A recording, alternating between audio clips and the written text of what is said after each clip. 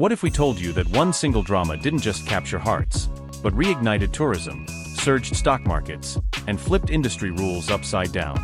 Well, that's exactly what The Glorious Youth has done. And now, Season 2 is coming, faster than anyone imagined. Get ready to dive into a whirlwind of love, legacy, and legacy-breaking business move. This isn't just television, it's a cultural tidal wave. When The Glorious Youth first aired, few anticipated the cultural wave it would unleash. Set against the backdrop of dynastic traditions and personal destiny, the series offered more than just period romance. It delivered a resonant, emotionally layered journey, one that tapped into themes of honor, sacrifice, identity, and resilience. Audiences from vastly different cultures found themselves drawn to its delicate balance of nostalgia and modern sensibility. At the heart of this success lies Yang Zi's deeply compelling performance. Returning to the historical genre after her breakout in Lost You Forever, she brought a rare kind of emotional intelligence to her role, graceful yet fierce, vulnerable yet determined. Her portrayal of a young woman navigating the complexities of tradition and power struck a universal chord, one that transcended language and geography. Opposite her, Zheng's performance added unexpected texture and subtle intensity. Their chemistry was not the exaggerated, melodramatic kind. It was quiet, natural, and profoundly believable. What began as a local broadcast quickly transformed into a global phenomenon.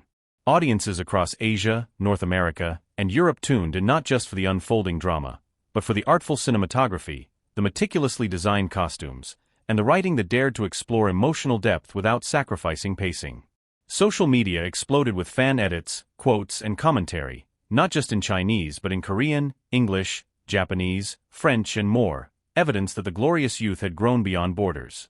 And yet, perhaps the most remarkable element wasn't just the initial viewership. It was what followed. Even after the final episode aired, interest continued to climb.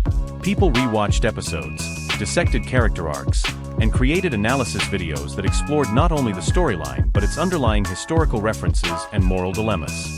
What might have been a momentary trend evolved into a lasting conversation, a rare feat in today's entertainment landscape, where series often fade as fast as they rise. This drama didn't shout to be noticed. It whispered with elegance and truth, and that, paradoxically, made its voice louder than most. Viewers found themselves not merely entertained but emotionally invested. They saw themselves reflected in the struggle between duty and desire, in the longing for connection, in the courage it takes to break from expectations. The Glorious Youth became more than a story. It became a mirror, showing us how deeply we long for storytelling that respects our intelligence and moves our hearts. It proved that in a world of fast content, patience, beauty, and emotional authenticity still matter.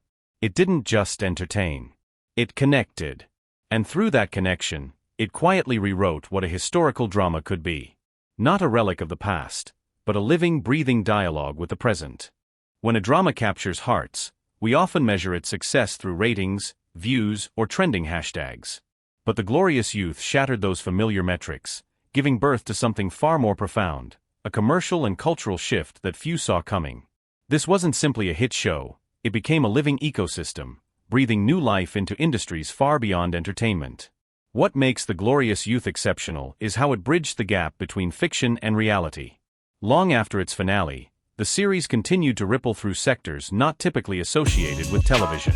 Tourism saw an unprecedented revival in regions featured on screen, such as Luoyang and Hangzhou. What were once modest destinations suddenly pulsed with new energy, as travelers, inspired by the series' poetic landscapes and historical aesthetics, flocked to experience the world they had fallen in love with on screen. Hotels tailored guest experiences around the show's theme. Local vendors saw demand for traditional crafts, costumes, and foods that echoed the drama's visual richness. Even more surprising was the stock market's reaction. The production company behind the series, Waste Film and TV, saw its valuation surge, driven not by speculation, but by genuine investor confidence in the drama's real-world economic power. Mango TV, the streaming platform hosting the series, also reported significant growth in subscriptions, transforming a work of art into a measurable financial asset. In an age where digital content is consumed rapidly and often forgotten, this kind of lasting impact is rare and revolutionary. But perhaps the most telling sign of this transformation was the surge in brand partnerships. Where other dramas often struggle to maintain advertiser interest past the first few weeks, The Glorious Youth experienced the opposite. Sponsors rushed in, eager to align themselves with its legacy. Beauty brands designed skincare lines based on ancient Chinese formulations, inspired by the natural elegance of the characters. Fashion companies released capsule collections inspired by the series' wardrobe, flowing robes, embroidered silks, and delicate accessories that allowed fans to physically carry a piece of the story with them. These weren't gimmicks, they were thoughtfully crafted extensions of a narrative world that had already captured millions. This commercial phenomenon didn't happen by accident. It was the result of intentional, intelligent storytelling that honored tradition while making room for modern expression. The series didn't just sell a story, it offered a lifestyle, a set of values, a vision of beauty and emotional truth that felt universally relevant.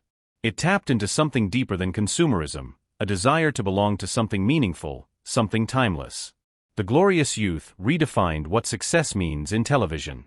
It didn't just outperform its competitors, it reshaped the rules. In its wake, content creators and brands alike are re-evaluating their strategies. This wasn't just a drama that made money. It was a cultural wave that reminded the world that great storytelling, when paired with sincerity and artistry, can become a powerful agent of change, economically, emotionally, and socially. While The Glorious Youth began as a historical drama, its impact soon transcended the realm of scripted entertainment. What unfolded was not merely a television success story, but the awakening of a cultural wave, one that reignited national pride, redefined modern identity, and gave global audiences a window into the soul of a culture both ancient and evolving.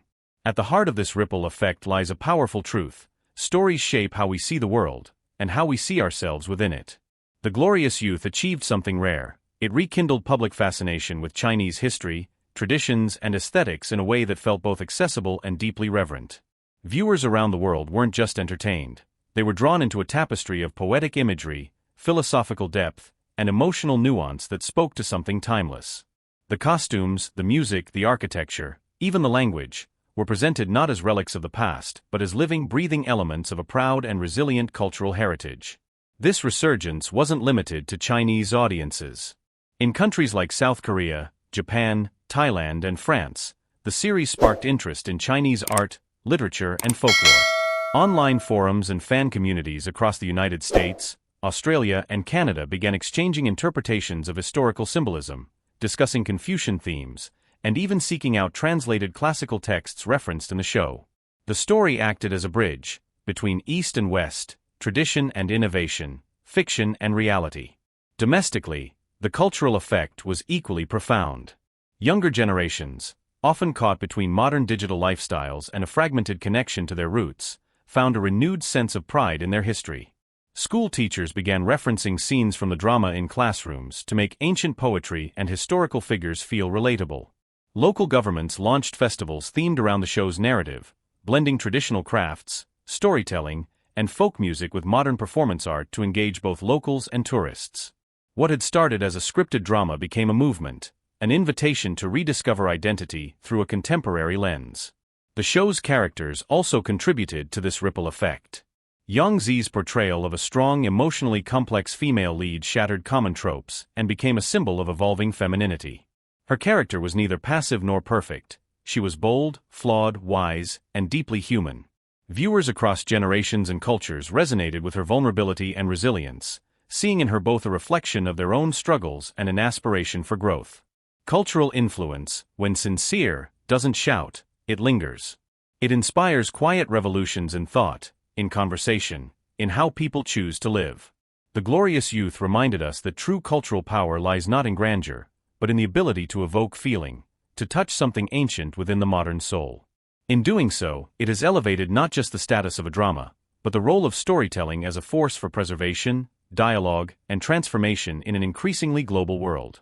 Originally set for a winter 2025 release, Season 2 has now been fast-tracked for this summer, a full 6 months earlier than expected. How? Through a clever move by the production team, by rebranding it under a new name, Splendid Youth, they legally bypassed strict Chinese broadcasting rules. Why? Because audience demand was simply too strong to ignore. Sponsors pushed for continuity. Fans flooded social media. And production teams saw the chance to ride the momentum, not next year but now. The sequel promises more than continuation. It brings new cast members, deeper political intrigue, and a romance arc that, according to insiders, will break hearts and expectations. What The Glorious Youth has proven is this. Great dramas today aren't just content, they're experiences. They're community touchpoints, marketing giants, and cultural bridges. Unlike formulaic series chasing short-term hype, this production invested in depth, narrative, design, emotion. It gave people something to feel, not just something to watch. And most importantly, it reminded the industry that historical dramas still have power, when told right. For the upcoming season, early leaks suggest some fan-led initiatives will become part of the narrative. A fan-voted side character will get their own subplot. Real fans' poetry will be used in background set decoration. Merch drops will include create-your-own-scene digital kits for fan edits. It's clear, the producers are blending audience participation directly into the creative process. Splendid Youth isn't just continuing a story. It's inviting fans to co-author the legacy. If you've been waiting for a drama that's not only worth watching, but worth remembering, this is it. The Glorious Youth redefined what télévision kando. Splendid Youth is about to take it even further. What do you think Season 2 will bring? Let us know in the comments. We'd love to hear your predictions. Backhand index pointing right. Don't forget to like, share, and subscribe to our channel for more behind-the-scenes stories, drama news, and exclusive updates. Movie Camera, your support keeps this community growing. Punaise, turn on the bell so you never miss the next chapter of the Glorious Youth universe. Cherry Blossom, thank you for watching, and we'll see you in the next video.